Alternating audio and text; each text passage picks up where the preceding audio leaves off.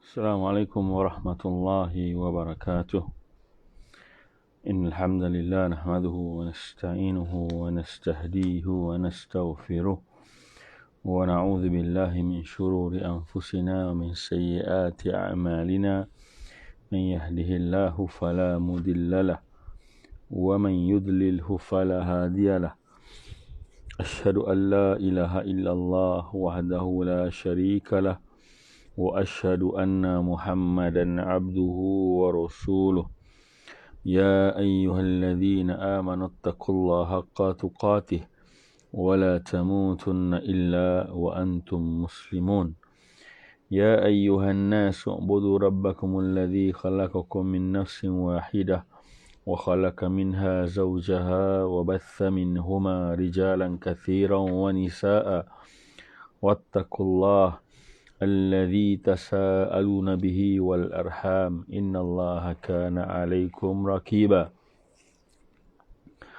يا أيها الذين آمنوا اتقوا الله وقولوا قولا سديدا يصلح لكم أعمالكم ويغفر لكم ذنوبكم ومن يطع الله ورسوله فقد فاز فوزا عظيما. أما بعد، فإن أصدق الحديث كتاب الله وخير الهدي هدي محمد صلى الله عليه وسلم وشر الأمور محدثاتها فإن كل محدثة بدعة وكل بدعة ضلالة وكل ضلالة في النار.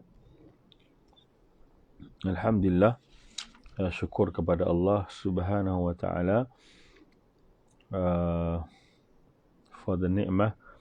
And insyaAllah hari ini kita akan continue the second matan from the books Aqidah Tahawiyah from Abu Ja'far, Imam Abu Ja'far At-Tahawi, biiznillah ta'ala, amin. So kita akan fokus tentang mengenali Allah Subhanahu wa taala, iaitu semestinya from his names and also his attributes, termasuklah nama-nama Allah yang indah, walillahil asmaul husna fad'u biha, dan juga attributes, sifat Allah Subhanahu wa taala. Okay, so the second point or the second matan, wala syai'a mithluh, wala syai'a mithluh, wala syai'a mithluh. Tidak ada sesuatu pun yang menyerupai Allah Subhanahu wa taala. None of any creation ataupun creatures sama dengan, similar to Allah Subhanahu wa taala. Allah suci daripada segala semua makhluk yang dia jadikan, tak akan sama. Ini adalah sifat Allah, ini adalah jelas, clearly tentang Allah sifatkan diri dia. Dia tidak akan sama. Laisa kamitslihi syai' wa huwa as-sami'ul basir. Tidak ada mana-mana makhluk, there is none of his creation ataupun yang dijadikan oleh Allah, created by Allah Subhanahu wa taala, yang sama dengan Allah Subhanahu wa taala. So the Imam said hadha aslun min usul at-tauhid.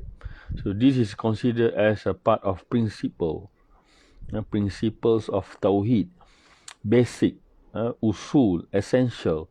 Bila kita cerita tentang hal ini, hadha aslun min usul at-tauhid wa huwa anna Allah ta'ala laysa kamithlihi syai'.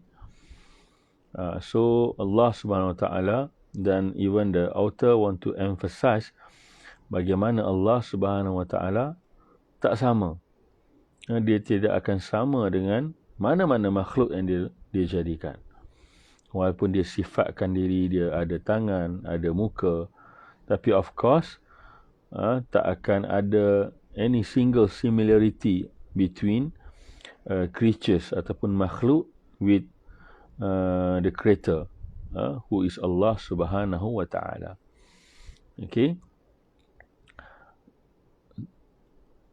But if we refer to the innovator ataupun those who choose to change the meaning of some of the sifat and zat Allah Subhanahu wa Taala, or we call as al-mubtadi'ah wal muta'awwilah. Al-mubtadi'ah ni adalah orang yang mentafsirkan cara baru tentang sifat Allah Subhanahu wa Taala. So this is considered as part of essential. Ini basic ni, basic tentang kaedah memahami ayat-ayat asma wa sifat. This is part of the principle of how to understand the tauhid, or the three tauhids, uluhiyah, rububiyah, asma was sifat.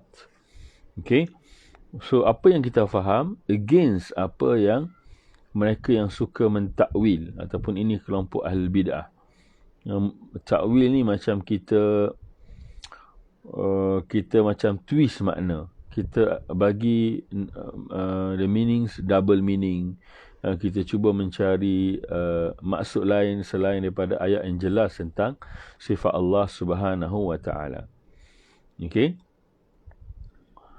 So mereka susah hendak menerima, those people, mereka yang takwil ni, mereka yang cuba change the meaning, mereka cuba takyif ataupun menjadikan sifat-sifat Allah ini suatu benda yang mengikut rasa mereka, mengikut apa yang mereka rasa, logik akal mereka. So no, bila kita deal dengan aqidah, one of the methodology, one of kita punya manhaj adalah sentiasa mengikut apa yang ada dalam Quran dan Sunnah Rasul sallallahu alaihi wasallam, tanpa kita tambah dan tanpa kita kurang. So inilah menjadi as part of our manhajus salaf. When bila kita dealing dengan ayat-ayat asma wa sifat ini tentang Allah Subhanahu wa Taala, kita beriman setakat mana yang Allah berikan maklumat, the information that we are going to believe, kita beriman, believe in it based on apa yang describe, setakat mana yang Allah describe dalam Al-Quran dan sunnah Nabi sallallahu alaihi wasallam. Ini jelas Allah sebut, walaupun dia cerita tentang keadaan diri dia, keadaan Allah Subhanahu wa Taala, tentang tangannya, his hand, tapi kita end of the issue kita akan cakap laisa kamitslihi syai'. Allah tak akan sama dengan makhluk ciptaannya. Semestinya Allah Subhanahu wa Taala tak akan sama dengan makhluk yang dia ciptakan. Di sinilah bila kita baca ayat laisa kamitslihi syai', dan even Allah sambung lagi wa huwas samiul basir, mendengar. Allah ni adalah mendengar dan melihat. Dia boleh lihat dan dia boleh dengar. Macam mana cara mendengar? Adakah dengan menggunakan telinga seperti kita? Tidak. Disebut dia ada sifat samiul basir, kan? Tapi adakah sama dengan apa yang kita faham? Kita hanya perlu beriman kepada Allah Subhanahu wa Taala. Allah punya kemampuan as-sami'ul basir. Bahkan Allah Subhanahu wa Taala beyond than that. Dia lebih hebat daripada dari sudut kefahaman. Dalam ayat ini menyebut bahawa Allah jauh lebih hebat. Pendengaran Allah Subhanahu wa Taala dan juga penglihatan Allah basir jauh lebih hebat daripada pendengaran manusia, pendengaran haiwan, kan? Walaupun orang kata mungkin the other animals, for example like dog, anjing sendiri, mata eagles, tapi Allah jauh lebih hebat daripada apa yang dia ciptakan. Sebab tu Allah sebut laisa kamitslihi syai'. Sebab tu kadang-kadang kita lihat those yang takwil sifat, yang change the meaning of the zat dan ayat Allah. Contoh, Allah katakan dia ada tangan, kita kata itu adalah kuasa. Tidak. Ahli sunnah tidak pernah mentakwilkan hal ini. Kan, para ulama salaf, para sahabat, they never change the meaning of the hands to the power. Mereka tak takwil, mereka tak ubah walau sedikit pun. Sebab walaupun Allah kata dia sebut sini wahuwas samiul basir, dia mendengar, dia melihat. Tapi adakah sama penglihatan Allah Subhanahu Wa Taala dengan penglihatan makhluk? Begitu juga dengan tangan. Tidak akan sama tangan manusia dengan tangan seekor monyet. Kan? Begitu juga dengan Allah Subhanahu Wa Taala. Allah Azza wa Jal suci dan jauh sekali sama dengan makhluk. That's why bila kita melihat daripada ayat tadi, laisa kamitslihi syai', if we refer to the verses, the ayah indicates that laisa kamitslihi syai' ni, kita dapat lihat the combination of two things. The first one, tanzih. Tanzih ni adalah penyucian. Kita purify. Kita sucikan daripada segala bentuk yang menyamai makhluk. Kita bebaskan kefahaman ini bahawa kita letak dalam kepala kita, walaupun disebut tadi wahuwas samiul basir, dia mendengar, dia melihat, tapi of course Allah tak akan sama sekali tidak akan menyerupai makhluk ciptaan dia. Okey. Begitu juga dengan tanzih dan isbat. Isbat ni macam permanent dan unchangeable. We can say that permanent and unchangeable. Kita tak boleh ubah. Kita tak boleh nak takwil Allah ni. Kalau Allah kata dia nuzul, dia turun ke bumi, kan? Allah turun ke langit dunia, maka dia turun dengan sifat yang layak bagi dia. Deserve. Apa yang layak bagi dia dengan kekuasaan dia. Di sinilah perkataan tadi, tanzih, the combination of tanzih and isbat. Kita tetapkan bahawa Allah dengan kekuasaan yang dia ada, dengan sifat dia yang jauh lebih hebat daripada makhluk, dia turun ke langit dunia, tapi dengan apa yang layak bagi dia. Kerana Allah sebut sendiri, laisa kamitslihi syai'. So kita ambil pendekatan yang mudah dalam memahami akidah ini. Very simple understanding. Sebab Nabi ni dia bawa datang agama bukan nak bagi complicated. Nabi SAW didn't come and preach to the ummah, to his companions, to make them hard to understand. Susah nak bagi faham, bukan. Agama ni datang untuk memudahkan, nak bagi orang faham mudah tentang tauhid Allah Subhanahu wa Ta'ala. Sebab tu di sini Imam Abu Ja'far At-Tahawi, فهي قد جمعت بين التنزيه والإثبات فمن أراد السلامة في عقيدته فعليه أن ينزهه الله تعالى عن مشابهته للحوادث دون التأويل أو التعتيل، هو أن يثبت له عز وجل من الصفات كل ما أثبته لنفسه.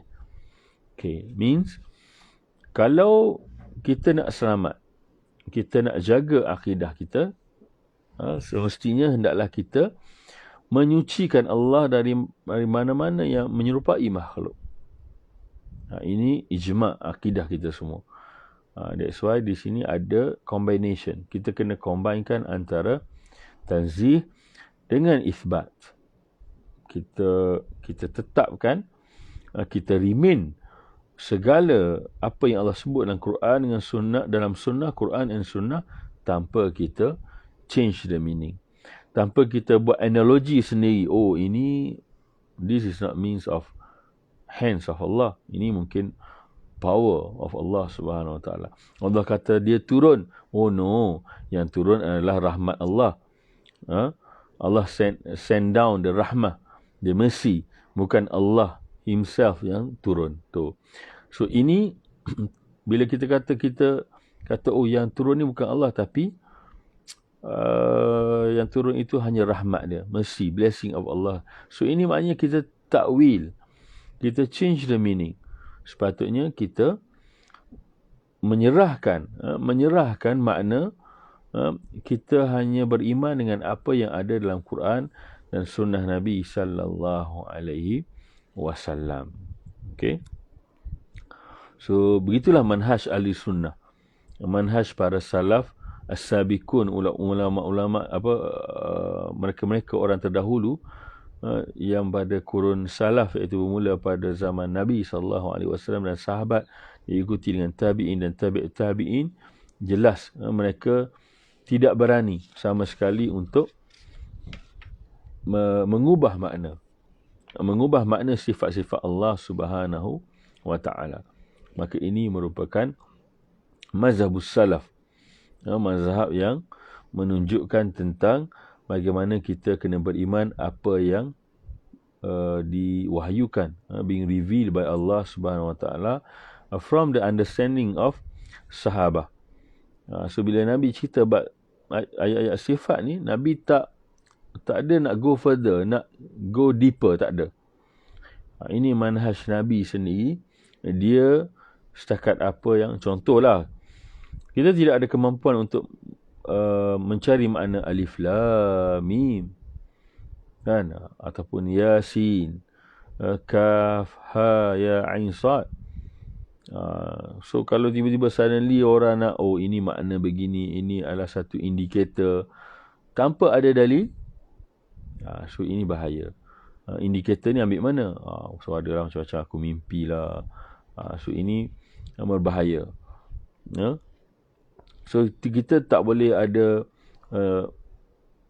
perasaan untuk kita nak menyucikan Allah, kerana kalau kita sebut ini, kita katakan, kita samakan Allah dengan makhluk.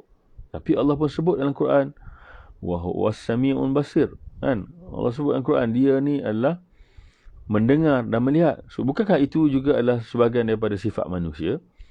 Mendengar, melihat. So apa yang jadi masalah? Cuma apa yang we have to set the guideline, kita beriman kepada Allah Subhanahu wa taala. Dia melihat, dia mendengar, tapi apa yang layak, kita sucikan diri dia tentang apa yang dia deserve as a creator, sebagai seorang yang al-khaliq, pencipta, raja segala raja, pencipta segala pencipta, kan? So ini yang kita kena faham. Wa hadha huwa madhhabus salaf wa alaihi al-musannifu rahimahullahu taba'an li Abi Hanifah wasair al-a'immah kama tarahu mufassalan fi syarah fabihudahu muqtadih. So ini menunjukkan kata-kata Imam Abu Ja'far At-Tahawi. So ini merupakan mazhab salaf, kefahaman, cara faham tentang sifat Allah ini tanpa takwil, tanpa kita twist the meaning ataupun kita change a bit the meaning. Ini bukan daripada mazhab salaf. Mazhab salaf dia akan remain, dia akan serahkan segala apa yang perlu difahami berdasarkan secukup apa yang ditinggalkan oleh Allah dan Rasul. So kalau Allah kata setakat tu Ar-Rahmanu ala arsy istawa misalnya, cukuplah kita katakan Allah bersemayam di singgah sana dia. So ini merupakan cara faham sifat-sifat Allah Subhanahu wa taala, yang mana kita tidak boleh meniru cara gaya al-mubtadi'ah ataupun al-muta'awwilah, those who known as a innovator. Al-mubtadi'ah ni dia buat benda baru dalam agama, which is benda ni tak pernah ada cara faham sifat Allah ini mengikut cara-cara yang baru, yang mana para sahabat Nabi, companions of Prophet sallallahu alaihi wasallam ni, dia tak sibuk nak tanya. So dia sekadar beriman apa yang Nabi sabdakan, apa yang Nabi cerita, itulah dia akan terima, kerana kita ni tak dapat nak jangkau. Our mind, our brain tak mampu nak memahami tentang kehebatan Allah Subhanahu wa taala. So it is enough, untuklah, cukuplah apa yang kita boleh dapat maklumat tentang Allah Subhanahu wa taala, apa yang dah being described in the Al-Quran dan sunnah Rasul sallallahu alaihi wasallam. Okay. And the next matan, the third matan ataupun point yang ketiga menerangkan tentang Allah Subhanahu wa taala adalah wala syai'a yu'jizuhu. Wala syai'a yu'jizuhu. Nah, maksudnya none of creation ataupun creatures yang boleh make him weak, buatkan dia lemah. Tidak ada mana-mana makhluk yang buat Allah ni nampak lemah ataupun yang boleh melemahkan Allah Subhanahu wa taala. Ini sebahagian daripada kriteria memahami dan mengenal Allah Subhanahu wa taala. So Allah ni unbeaten lah. Tak ada siapa boleh melemahkan dia. Dia superhero, segala superhero. Tidak ada siapa pun yang boleh melemahkan Allah, dan dia bukanlah merupakan orang yang lemah ataupun dari sudut melihat daripada al-asmaul husna, sehingga dia adalah qawi. Allahu la ilaha illa huwal hayyul qayyum, menunjukkan jelas clear cut tentang Allah Subhanahu wa taala ini. Sifat dia ni bukanlah lemah. Seorang Allah ni kuat berdasarkan apa yang difirmankan oleh Allah Subhanahu wa taala. Okay. So next point tentang Allah Subhanahu wa taala, wala ilaha ghairuh. Wala ilaha ghairuh. Wala ilaha ghairuh means there is no God but Allah Subhanahu wa ta'ala. Tidak ada ilah selain daripada Allah Subhanahu wa ta'ala. Dan ini merupakan one of the big point in understanding the Tauhid Uluhiyah. Wala ilaha ghairuh. Tidak ada Tuhan, there is no God but Allah Subhanahu wa ta'ala. Yang ni mungkin kita selalu duduk dengar lah. Dan ia merupakan syahadah kita. Dan bila kita sebut kalimah ilah, kita dedicate kita punya tauhid to Allah Subhanahu wa taala. Tapi tak cukup dengan kita faham hal ini hanya just tidak ada Tuhan melainkan Allah. Tapi in other way, kita nak minta sesuatu, kita minta kepada makhluk yang lain. Kita pergi ke kubur, we go to the grave, kita minta dengan kubur. Kan, kita pergi ke mana-mana wali, kita kononnya dia adalah wali dan kita minta pula dengan dia. So sebenarnya kita tersasar. Kita orang kata misleading dalam hal ini. Kan, ada yang mungkin terlalu ta'assub kepada guru sehingga kan menolak Al-Quran dengan sunnah. Ini juga termasuk dalam elemen-elemen yang menolak matan yang keempat ini, iaitu wala ilaha ghairuh. Semestinya kalau kita sembah benda-benda lain, dan baru ni kita dapat lihat sebahagian, mungkin kita boleh lihat, for example like pluralism, kan, mazhab pluralisme ni untuk nak please agama-agama lain, seakan-akan kita sacrifice kita punya faith ataupun belief. Seorang believer, seorang yang mukmin tidak boleh melakukan benda-benda yang boleh macam menduakan Allah Subhanahu wa taala.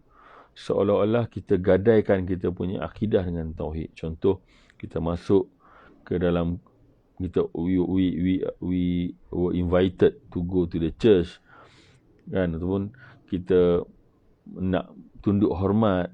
So benda ni adalah prinsip yang mana kita tidak boleh melakukannya, melainkan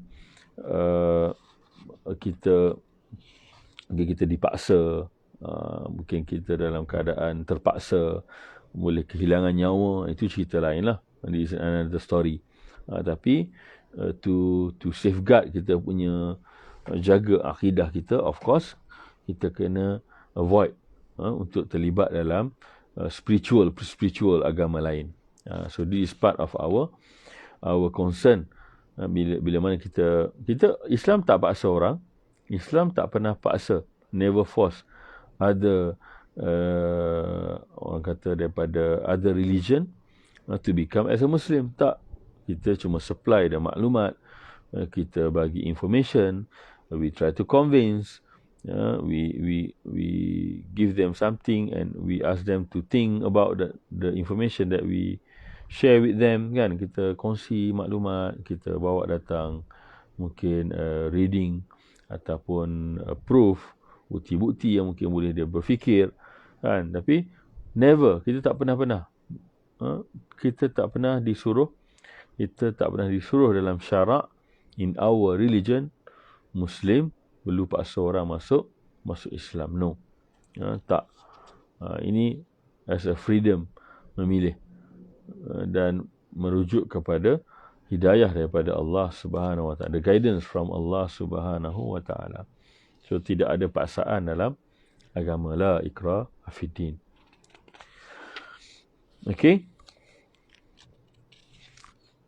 Okay, then we proceed to the next matan. We call it as a matan, the fifth matan.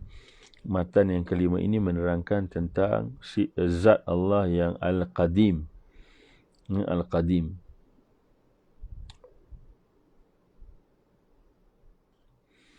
Okay. There is question from Sister Shima. Let me read first. For reverts, can they attend weddings, funerals of immediate family members at their places of worship without participating in the ritual? Okay.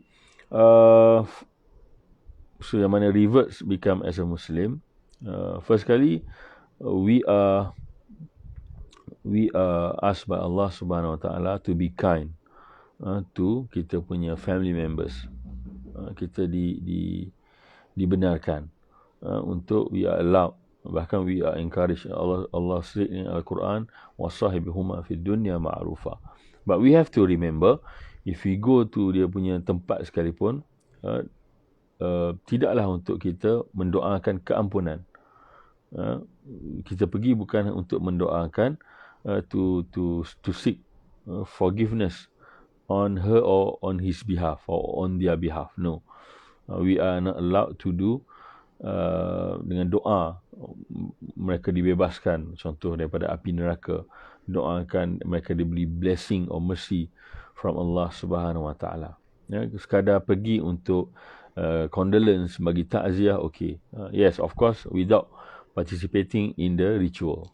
Tapi untuk pergi tidak ada masalah. Pergi suruh dia orang bersabar, kan. Orang kata ucap takziah, kan? Tanya khabar, bagi dia semangat, give them macam semangat sikit biar bangkit balik, kan. So itu tidak ada masalah. There is no problem untuk kita bagi dia calm down ke, tak ada masalah. Cuma bila mana ada ritual adalah elok kita avoid. Kita mungkin boleh keluar untuk contoh membesarkan agama, kan, doa. So jangan sekali kita pula angkat doa sama. Tak, itu tak boleh lah. This is part of our akidah. Dan kita tak boleh, contoh dia kata, doa bersama. So tidak ada doa bersama lah kepada kufar, kepada orang kafir. Kita hanya berharap mudah-mudahan dia mungkin mati dalam keadaan dia agama Islam mungkin, tapi secara zahirnya kita melihat in terms of dia punya appearance, existing dia punya appearance, maka let's say if dia seorang yang kafir, dia still lagi seorang kafir, maka kita kena accept itulah dia punya fate, ketentuan dia, dan mati dalam keadaan kafir. So sekadar pergi to show the respect, kan, kita hormat mungkin a family, a neighbor kita. Tapi if let's say ada ritual-ritual yang bersifat ketuhanan, maka we have to avoid from the place. So tak perlulah kita masuk ke gereja untuk bersama, mungkin dia orang tengah berdoa. So better kita orang kata stay away from ritual tu, dan bila dah selesai then we go and say something, tanya mungkin kenapa jadi macam ni. So dengan akhlak-akhlak yang baik, so bila meninggal, so what happened, the reason, the cause because of the death, contohlah kan. So itu mungkin cara kita bila kita bergelar Muslim. Sebab tu kita tak paksa orang masuk Islam, but we ourselves bila once become as a Muslim, kita sendiri kena menjaga apa yang Allah suruh jaga, apa yang Allah suruh jaga. Okay, so next point on the to know Allah better adalah qadimun bila ibtida'in daim bala intiha. Allah ini adalah zat yang al-qadim. Al-qadim ni maksudnya tidak ada beginning dan tidak ada pengakhiran. Dia tidak ada permulaan dan tidak ada pengakhiran. Itu adalah disebut sebagai qadim, al-qadim. Dan qadim ini is not part of name of Allah Subhanahu wa taala. Al-qadim ni dalam bahasa Arab, if we refer to the fa innal qadim fi lughatil Arab allati nazala biha al-Quran huwa al-mutaqaddim ala ghairi. So dalam bahasa Arab kita juga menggunakan pakai al-mutaqaddim ala ghairi, mendahulukan ataupun dia Allah ni lebih dahulu daripada mana-mana. Dia tidak ada awal, tidak ada akhir. Dia dah ada. Allah Subhanahu wa taala itu adalah apa yang disifatkan kepada Allah Subhanahu wa taala.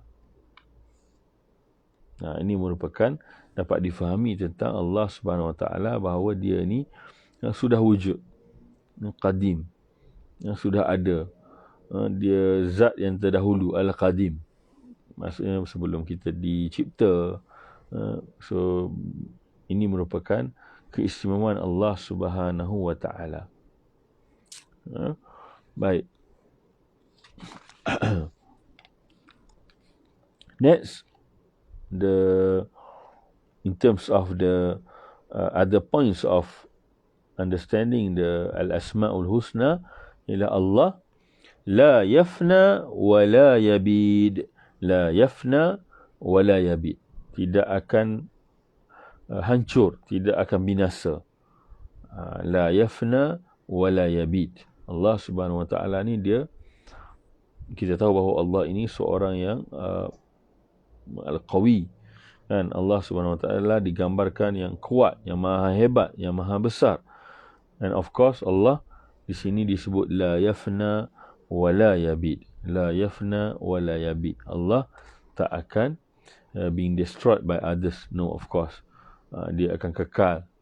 Dia akan akhirnya akan menunjukkan kekuasaannya sebagai seorang yang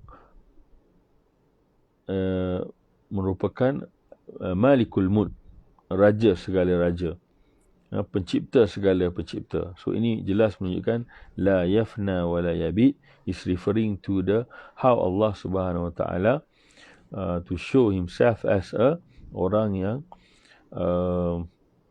pencipta yang maha hebat, yang mana tidak ada mana-mana makhluk yang mampu untuk menghancurkan beliau ataupun binasanya ia tidak sama sekali.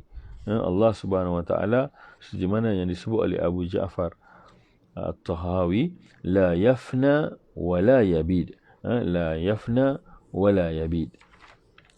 So Allah Subhanahu wa taala menggambarkan keadaan dia bahawa tidak perlu kita duk fikirlah bahawa Allah ni macam mana. Sudah cukup dengan apa yang dia describe himself tu adalah menunjukkan dia ni maha berkuasa. Allah is the greatest, very powerful. And so ini merupakan salah satu sebahagian daripada sifat yang mungkin kita, zat dan sifat yang kita boleh faham tentang Allah Subhanahu wa taala. Okay, next. Wala yakunu illa ma yurid. Wala yakunu illa ma yurid. Apa mau cakap? Something will not happen except ataupun kecuali with his permission. Fa'alul lima yurid. Dia akan lakukan apa yang dia nak buat. Allah ni, dia nak buat apa yang dia buat. Dia arahkan, contoh dia arahkan malaikat buat dan benda tu akan berlaku. Apa yang dia nak, itu yang akan berlaku. Tidak akan berlaku sesuatu melainkan dengan iradah. Kemahuan dia, iradah. Kan? Allah nak tu, maka berlakulah. Sebab tu disebut di sini poinnya, wala yakunu illa ma yurid. Wala yakunu illa ma yurid. Jelas kat situ. Allah sesuatu tidak akan berlaku, something will not be happen except with the permission of Allah Subhanahu wa taala, kecuali dengan izin Allah Subhanahu wa taala. So apa-apa yang berlaku, kalau orang cerita tentang, contoh for example like COVID, this is gender Jews for example, ini sebenarnya whatever pun benda yang kita kena hadapi, that we are facing now, kita kena hadapi. Apa-apa pun benda akan berlaku, benda tidak akan berlaku dan benda akan berlaku, semuanya dengan izin Allah Subhanahu wa taala. So kita tak payah risau. Macam mana agenda Yahudi sekalipun, contohlah if let's say mungkin dah ada anti-vax ni kan, zaman-zaman ada anti-vaksin ni, if let's say lah satu dunia Yahudi ni berpakat kan, join together to destroy the Muslim for example, tapi kita ingat satu benda je, tidak ada benda yang boleh kecuali dengan izin Allah Subhanahu wa taala, except Allah, without the will of Allah. Dan itu sahaja, simple. Sebab tu kita sebagai orang mukmin, orang Muslim, kita percaya apa-apa pun mesti dengan izin Allah Subhanahu wa taala. Tak ada siapa yang boleh bagi mudarat ataupun boleh bagi kita kemudaratan, bagi kita bahaya, melainkan Allah Subhanahu wa taala. Okay, so tak payah risau. Tak payah risau kita tentang isu.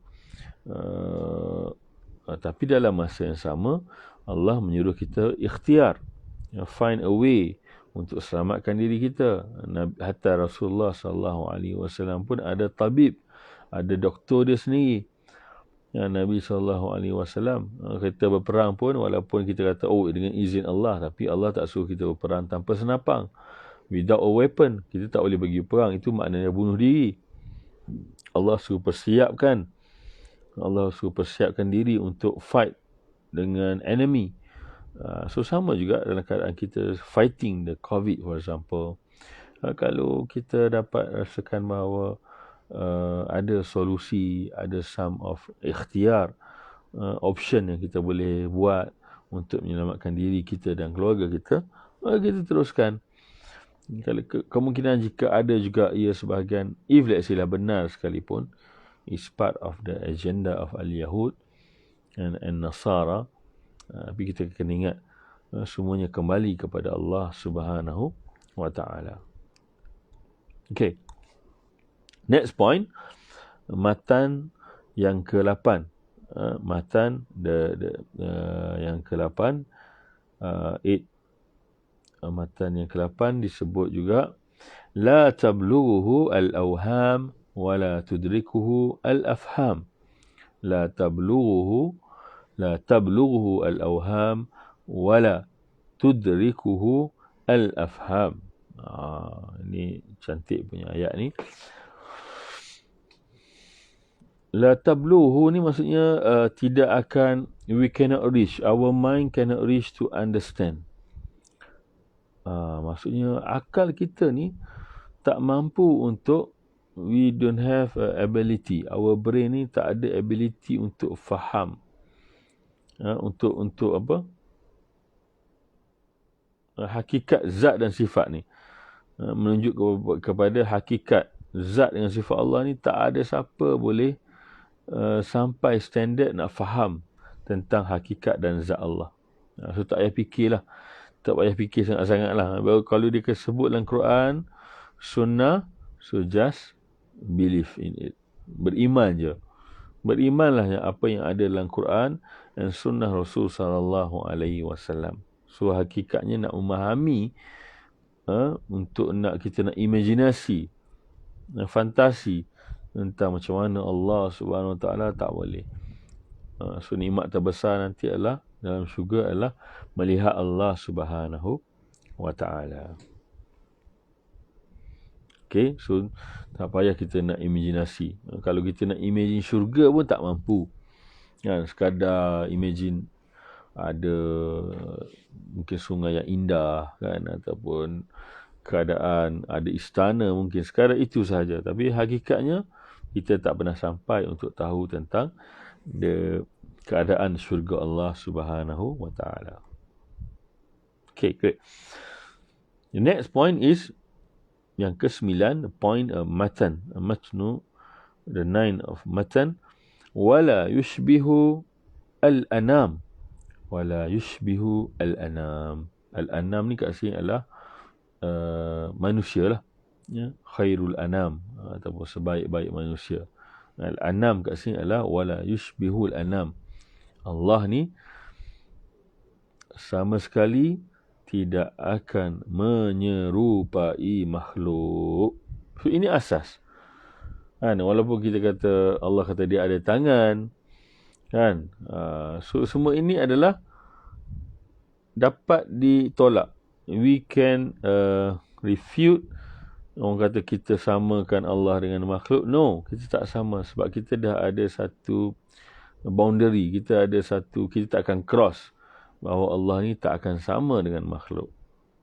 Ini adalah mazhab mazahib al-arba'ah. So sepakat 4 imam yang besar bahawa mereka ini tidak change the meaning, tak pernah tukar makna, tak, mereka beriman apa yang datang. So as it is lah, apa yang ada dalam Quran, setakat apa info yang ada dalam Quran dan Sunnah, yes, kita beriman. So, sama juga kita hari ini dalam bab sifat Allah ni, kita merujuk kepada, kita check from the hadis Nabi SAW. Apa Nabi cerita tentang, for example, like aina Allah, di mana Allah Subhanahu Wa Taala. Dalam hadis sebut Allah fis sama', Allah tempatnya di langit. So tiba-tiba orang cakap, oh tak, Allah bukan di langit, Allah di mana-mana, Allah ni duduk merata. Mana dalilnya? Where is the proof and evidence said in the hadith? Allah fi kulli makan. Kan? So kita kena check balik.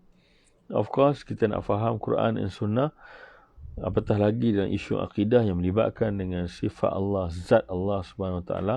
We need sedalil from Al-Quran and Sunnah Rasul Sallallahu Alaihi Wasallam. Okay, wala yushbihul anam tadi. The next point, wala yushbihul anam. Tidak ada mana-mana manusia yang sama dengan Allah Subhanahu Wa Taala. Any single pun tak akan sama. Allah tak akan cipta manusia ni sama dengan dia. No. Kan? Dan apa keterangan penulis? The author said,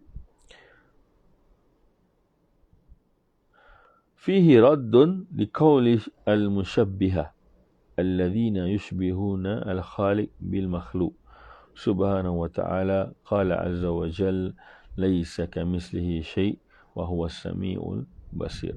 Ada kelompok yang dinamakan sebagai al-musyabbihah.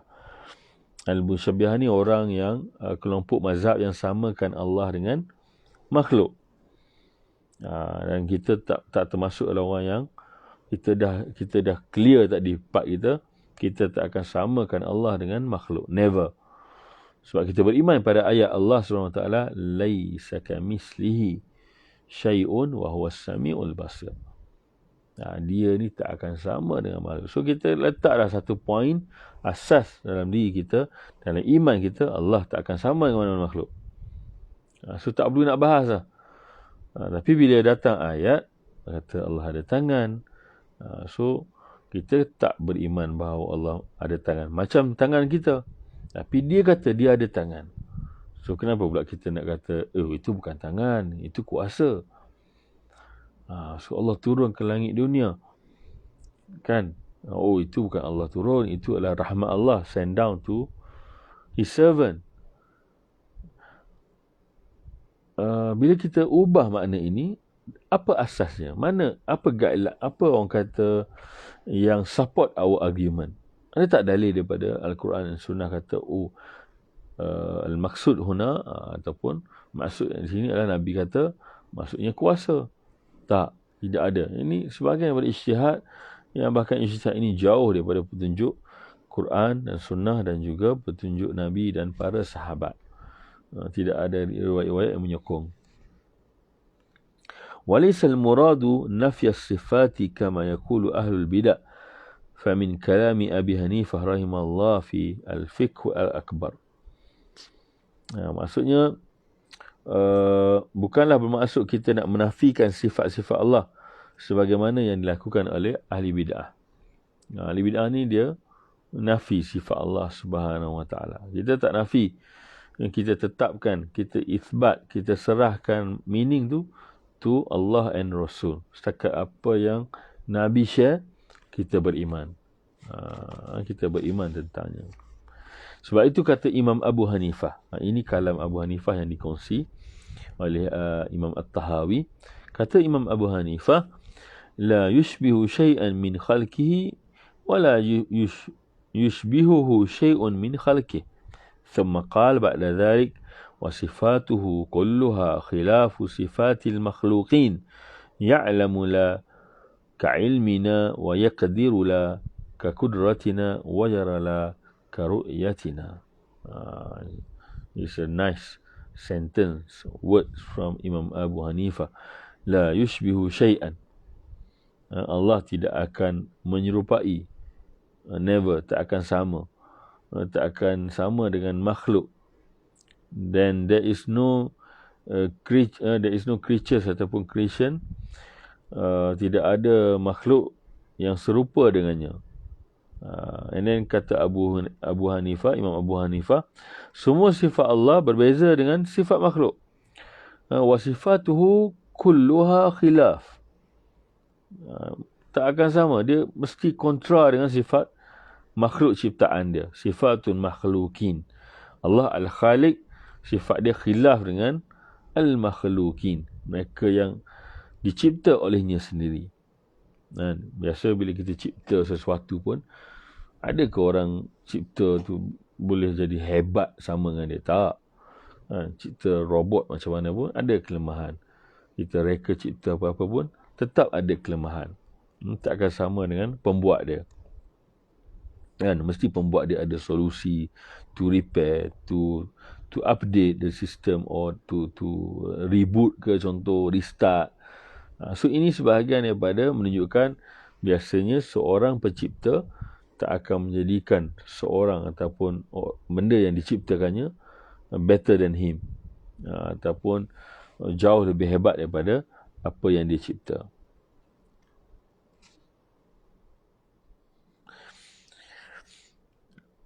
Ya'lam la ka ilmina. Dan Allah SWT ni dia mengetahui tak sama dengan seperti apa yang kita ketahui. Dia maha mengetahui. Allah SWT know everything. He knows everything. Dan ia tak akan sama dengan makhluk. Kita ada limitation dalam tahu sesuatu benda. Wa yaqdir. Dia punya ability, capability dia semestinya tak sama dengan kudrat kita. Kudrat dia jauh. Tak perlu kita nak panjangkan lah apa yang dia cerita tentang kekuasaan dia yang Allah lakukan. Maka ini merupakan jelas menunjukkan Allah SWT wa aliyul kabir, Allahu akbar. Ini kita kena beriman. Wa yara la karu'yatina. Dan Allah melihat. Allah kata dia melihatlah. Macam mana dia melihat? Wallahu wa rasuluhu a'lam. Kan, macam mana dia lihat, macam mana dia tengok, dengan apa yang layak bagi dia. Inilah dimasukkan dengan tanzih. Kita sucikan Allah. Kita jangan kotorkan Allah dengan sifat-sifat yang boleh kita confuse. Tak. Allah kata dia melihat, dia mendengar, tapi kita kena ingat ini merujuk kepada ayat yang sebelum tu, yang menyebut Allah firman laisa kamitslihi syai'un wa huwas samiul basir. Dia tak sama dengan orang, tapi kena ingat dia tetap melihat dan mendengar dengan apa yang layak bagi dia. Okay. Alright. So last kita masuk ni sebelum kita end our session, the 10 matan. Matan yang ke-10 yang selalu kita sebut dan selalu kita baca dalam ayatul kursi, Allah hayyun la yamutu qayyumun la yanam. Ini adalah sebahagian daripada kita perlu faham tentang Allah Subhanahu wa taala. Allah ini hidup. Kan, kalau tadi qadim, sekarang hayyun. Bila sebut hidup ni, dia tak akan mati selama-lamanya lah. Tidak ada kematian untuknya. Tidak ada istilah kematian untuknya. Hayyun la yamut. Tidak akan mati. Allah hayyun la yamut. So kita kenal Allah hayyun la yamut. Qayyum. Qayyum ini boleh fahami sebagai stand alone. Qayyum ni macam stand alone, tidak berhajat pada orang lain. Dia tak rely pada orang lain. Dia dengan diri dia sendiri. Tidak berhajat kepada selain daripada kalau ada sebahagiannya mungkin tanya, Ustaz, ada sebahagian malaikat tu pegang arash dia. Pegang arash dia tu menunjukkan dia kekuasaan dia, tentera-tenteranya, kan? So bukanlah menunjukkan Allah berhajat kepada malaikat. Allah jadikan malaikat ini adalah, adakah tujuan untuk kata Allah berhajat kepada malaikat? No. Dia nak tunjukkan kekuasaan dia, kehebatan dia, Allah Subhanahu wa taala. La yanam. Mana ada Tuhan tidur, kan? Disebut Allah. Ataupun kalau kita kata ada God tidur, maka itu adalah Tuhan yang lemah lah. Kalau dia tidur, apa dia nak macam mana dia nak handle universe, kan? Macam mana dia nak urusan universe ni, urusan daripada heaven and earth, kan? So semestinya Allah ataupun yang bergelar Tuhan, semestinya dia tidak punya sifat hayyun la yamut qayyum wala yanam. So Allah ni tak akan tidur. Kalau tidur tu bukan Tuhan lah. Dan kita percaya Tuhan yang kita sembah, iaitu Allah Subhanahu wa taala, punya segalanya, terlalu sempurna. Dan dia adalah kerana dia adalah Al-Khaliq, dia adalah pencipta kita. Itu menyebabkan kita kenal Allah dan kita cinta Allah Subhanahu wa taala. And of course, all of us looking forward to meet him one day, one fine day, to meet him. And of course, untuk jumpa dia mesti masuk syurga yang dia janjikan kepada kita, insya-Allah taala. Amin. Okay, so any question before we end our session? So kita berhentilah pada matan yang ke-10. So then insya-Allah kita akan sambung matan yang ke-11. We continue insya-Allah in next 2 weeks regarding the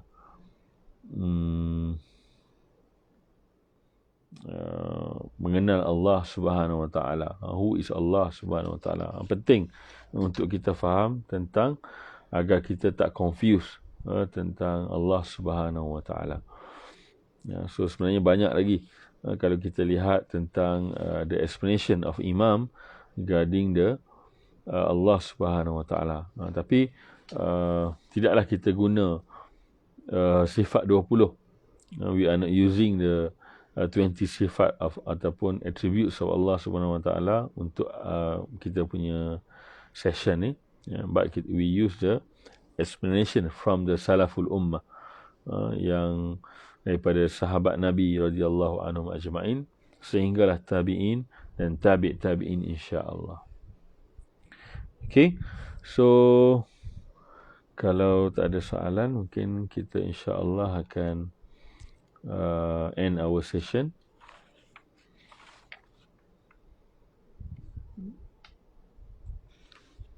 insyaAllah. So